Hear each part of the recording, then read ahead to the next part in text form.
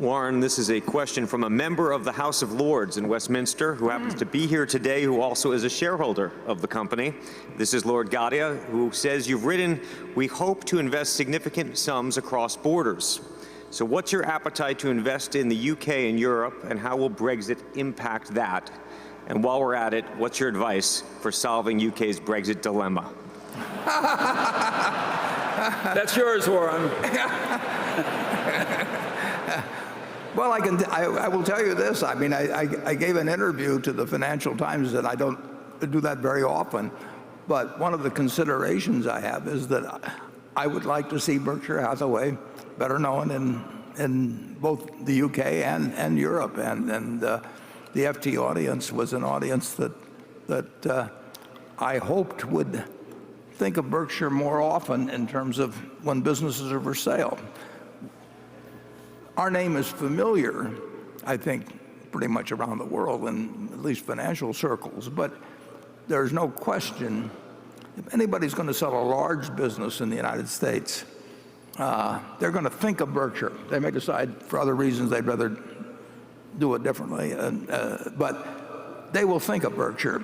And I don't think, I mean, obviously that is not as true around the world. We've had some very good luck with a few people that have thought of Berkshire. I mean, such as Iskar and actually Berkshire Hathaway Energy had one of its base holdings from way back was in the UK.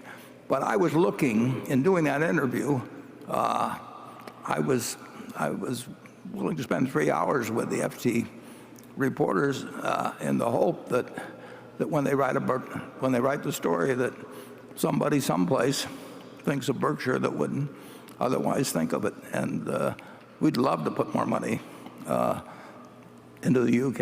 I mean, if I get a call tomorrow and somebody says, you know, I've got an X billion-pound company that I think might make sense for you to own and that I would like to actually have as part of Berkshire, you know, I'll get on the plane and be over there. But they'll have to tell me what their price ideas are and what it's earning. So I'm not interested in going over and talking about it and pricing it for them and then not making a deal. We like to make deals when we actually get into action. We're hoping for it. And we're hoping for a deal in the UK or in Europe, no matter how Brexit comes out. I think I'm not an Englishman, but I have the feeling it was a mistake to vote to leave. But I don't think it doesn't destroy my appetite in the least for making a very large acquisition in the UK. Charlie?